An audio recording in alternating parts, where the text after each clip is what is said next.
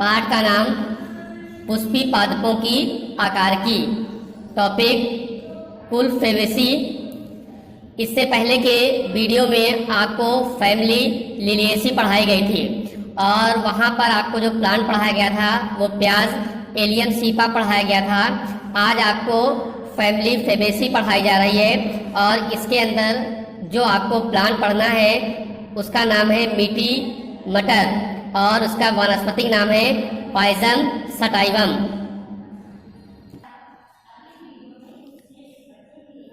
इस कुल को पहले पैपिलोनेडी भी कहते थे। यह फेबेसी कुल का उपकुल था। कुल लेगुमिनोसी या फेबेसी के कुछ प्रमुख विभेदक लक्षण निम्नवत हैं।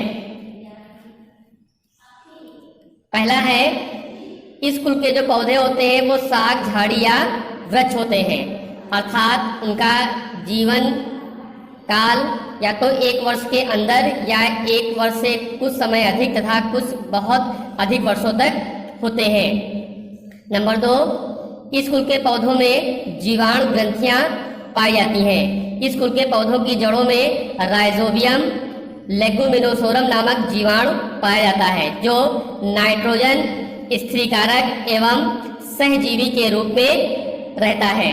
नंबर 3, इस कुल के पौधों में असीमाक्षी पुष्पक्रम रेसिमोज इन्फ्लोरेसेंस पाया जाता है, अर्थात जो पुष्प होते हैं वो अग्राभिसारी क्रम में लगे रहते हैं। नंबर 4, इस कुल के जो पुष्प होते हैं वो एक ब्याज समेत जाइगोमॉर्फिक होते हैं, अर्थात जब हम पुष्प को ऊर्ध्वाधर या क्षैतिज दिशा में विभक्त करते हैं तो वो 2 बराबर समान भागों में विभक्त नहीं होता है। ये पूर्ण होते हैं। पूर्ण का मतलब है कि उसके अंदर कैलेक्स, कोरोला, एंड्रोसियम और गायनेसियम ये चारों चीजें उपस्थित होती हैं। उभयलिंगी या हर्माफ्रोडाइट, जब पुष्प के अंदर मेल सेक्स ऑर्गन और फीमेल सेक्स ऑर्गन एक ही पौधे पर पाए जाते हैं तो उसे हम उभयलिंगी या हर्माफ्रोडाइट कहते हैं। यह मटर कुलीय होते हैं, अर्थात ये पैपिलियोनेसियस होते हैं। यह पंचभागी होते हैं, अर्थात यह पेंटामीरस होते हैं, अर्थात पुष्प के जो अन्य भाग होते हैं वो 5 या 5 के गुणक में होते हैं, या ये परिजायांगी होते हैं। अगला है बाह्य दलपुंज, जिसे कि हम लोग कैलेक्स कहते हैं। उनकी संख्या 5 होती है और ये पृथक होते हैं या आधार पर ये जुड़े होते हैं। अगला है पुंजदल। पुंजदल को हम लोग कोरोला कहते हैं और कोरोला की एक रचना को पेटल्स कहा जाता है।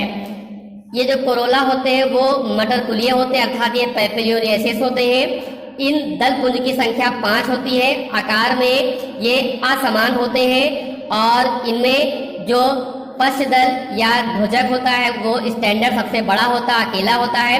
पार्श्व में 2 विंग्स पक्ष होते हैं जो अपेक्षाकृत छोटे होते हैं तथा वह 2 छोटे अग्रदल जिन्हें कि नवतल या कील कहते हैं। वैक्सेलरी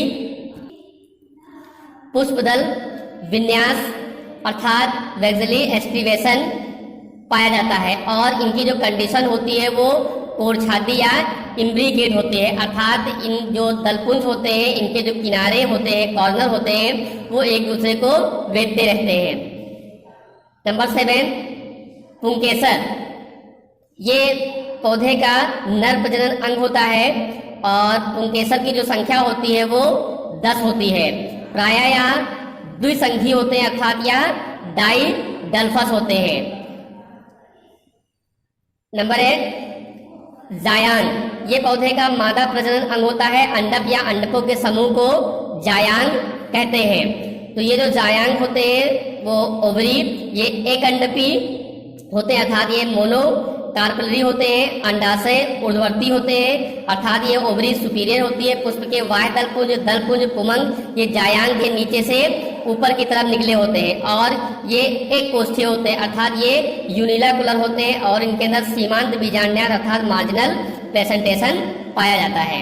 यहाँ पर आपको इसका पुष्प सूत्र दिखाया जा रहा है। इस पुष्प सूत्र को समझने का प्रयास करेंगे। ये लिखा है BR, ये ब्रैक्टिएट है अर्थात ये सहपत्री होता है। ये आपका जाइगोमॉर्फिक है, अर्थात जब पुष्प को हम ऊर्ध्वाधर या क्षैतिज दिशा में बांटते हैं तो यह दो बराबर समान भागों में विभक्त नहीं होता है। ये हर्माफ्रोडाइट या उभयलिंगी होता है। ये मेल का निशान है और ये फीमेल का होता है। ये आपके कैलेक्स है। तो कैलेक्स की जो एक रचना होती है वो सेपल कहलाती है। उनकी संख्या 5 होती है और ये पांचों आपस में जुड़े हुए होते हैं। कोरोला ये दलपुंज होते हैं, इनकी संख्या 5 होती है। एक ध्वजक होता है, 2 पक्ष या विंग्स होते हैं और 2 कील होते हैं। ये दोनों कील आपस में जुड़े रहते हैं। ये आपका ए एंड्रोसियम है। एस्टेमेंस की संख्या 10 होती है। 1 ये एक अलग है और ये 9 फ्यूज है, आपस में जुड़े हुए हैं। फिर ये जी का मतलब गायनेसियम होता है। ये एक अंडपी होता है और ये ओवरी जो होती है वो सुपीरियर होती है, अर्थात पुष्प के बाह्य दलपुंज पुमंग ये जायांग के नीचे से ऊपर की तरफ निकले होते हैं। फल,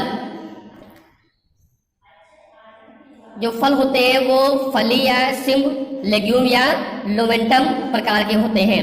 अर्थात ये जो लोमेंटन है, जो फली जो फल होते हैं वो एक अंडपी होते हैं और ऊर्ध्वांडाशय से विकसित होते हैं। उनके अंदर सीमांत बीजांड्यास पाया जाता है। इस कुल के आर्थिक महत्व वाले पौधों के नाम जैसे कि दिया है मटर, पाइजन सटाइवम, चना, साइजर एराइटिनम, लोबिया, विजना साइनेंसिस और अरहर कैजुनस कैजन। ये आपको जो फैमिली फेबेसी पढ़ाई गई तो उसके अंदर जो आपने प्लांट पढ़ा है पाइजन सटाइवम का, ये उसका पुष्प आरेख या फ्लोरल डायग्राम आपको दिखाया जा रहा है। ये आपका मात्रच है, मदर एक्सिस कहते हैं। ये जब फ्लावर पेड़ पे लगा होता है तो वहां पर जब इसे हम देखते हैं अपनी आंखों के सामने से, तब पुष्प के सभी भाग दिखाई देते हैं। तो इस कंडीशन को हम मदर एक्सिस कहते हैं। ये आप देख रहे हैं कि ये कैलेक्स है, आपके बाह्य दलपुंज हैं और बाह्य दलपुंज जो होते हैं वो 5 होते हैं, पांचों आपस में जुड़े होते हैं। तो देख रहे हैं ये 1 2 ये 3 4 और ये 5 है। फिर इसके पश्चात आपको बताया गया था कि कोरोला भी दलपुंज की संख्या भी 5 होती है। ये आप देख रहे हैं ये 1 2 3 और ये 4 और ये 5। इसमें से एक ध्वजक होता है जिसे कि स्टैंडर्ड कहते हैं। 2 पक्ष या विंग्स होते हैं और एक कील या कोरोना होते हैं जो आपस में जुड़े होते हैं। ये आप एंड्रोसियम आपको बताया गया था। एस्टेमेंस की संख्या इसके अंदर 10 होती है। देख रहे हैं 1 2 3 4 5 6 7 8 9 और ये आप देख रहे हैं ये 10 है। तो ये डाइडल्फस होते हैं। 9 आपस में देख रहे हैं कि फ्यूज हैं, आपस में जुड़े हुए हैं और एक अलग है। ये जो निशान ऐसा देख रहे हैं ये आपका द्विकोष्ठीय होता है, अर्थात ये डाइथिकस होते हैं। ये अंदर आप देख रहे हैं ये आपका जायांग है। अंडप या अंडकों के समूह को जायांग कहते हैं। तो ये मोनोकार्पेली होता है, एक अंडपी होते हैं और ये एक कोष्ठीय होते हैं, यूनिलाकुलर होते हैं। इसके अंदर हम देख रहे हैं कि ये बीजांड लगा हुआ है। ये आप देख रहे हैं कि ये बिक्टिएट, ये सहपत्र का निशान है। जहां से फ्लावर निकला होता है वहां पर पत्ती जैसी जो संरचना पाई जाती है उसे हम सहपत्र या बिक्टिएट कहते हैं। तो ये इस कुल की में पाया जाता है, इसलिए यहाँ पर ये सहपत्र का निशान लगा हुआ है। अगला टॉपिक है आपका प्रथस्थ या जरायुज अंकुरण अथवा जरायुस्ता।